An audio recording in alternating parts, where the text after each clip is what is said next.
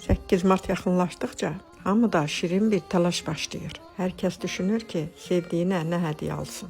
Biz də bugün yolumuzu bu yeni açılan aksesuar mağazasından saldıq. Açığı içəri girən kimi diqqətimizi çəkən ilk şey çeşidin çoxluğu oldu. Burada yaşlısından cavanına qədər hər zövqə uyğun gözəl aksesuarlar tapmaq mümkündür. Üstəlik açılışa görə qiymətləri də çox münasib qoyublar. Mağazanın yeri də çox rahatdır. 28 may metrosunun düz yanında yerləşir. İçəri baxdıq ki, artıq xeyli insan gəlib. Amma 8 Mart hədiyyəsini seçməyə çalışır.